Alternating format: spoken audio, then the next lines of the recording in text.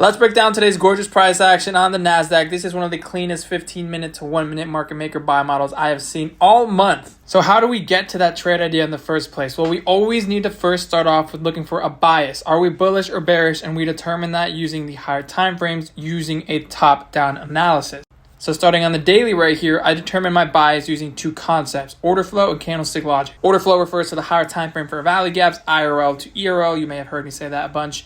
And candlestick logic refers to the individual candles. Are we respecting or disrespecting certain levels? Over here on the daily, we have very clear daily bullish order flow. So I have a daily bullish bias. We are inside of this daily for valley gap that we can push higher from, meaning we have daily IRL to ERL context. So based on that daily, I have a bullish bias. But if we go down one more time frame and look at this 4 hour, we will notice that we have a 4 hour bearish order flow leg. We are inside of this 4 hour bearish for valley gap as we have just stung into this daily bullish for valley gap. This is what I view as trapped order flow. It is when price is stuck in between two higher time frame premium and discount arrays. Think of it as price being in a cage. We have both a reason to push higher and a reason to push lower. So in order to confirm my long bias and actually start looking long, I first wanted to see price run this rejection high that we created inside the 4 hour. This level right here also aligned with the lower time frame London highs. And that's exactly what I told the free Discord group this morning. I won't be looking for longs until we can run that high and disrespect it. So moving along forward in time, price, as you can see, did run these highs, this London high, that 4 hour rejection high I was talking about,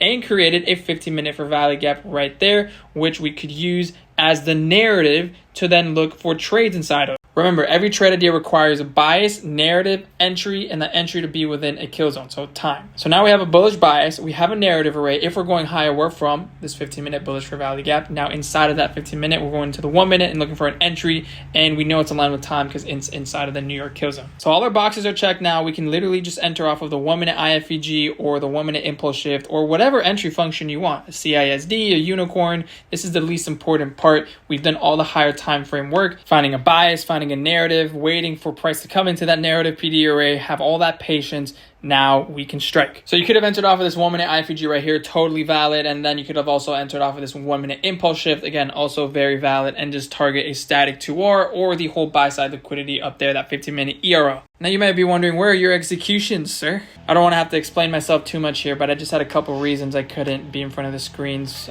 A number of two reasons. Number two reason of reasons. I had to take a shit. Anyways, hope that was insightful. Friendly reminder, just relieve yourself before the market opens, your pre-market poops. Don't forget that. And so you don't miss stuff like this. Anyways, see you in the next one.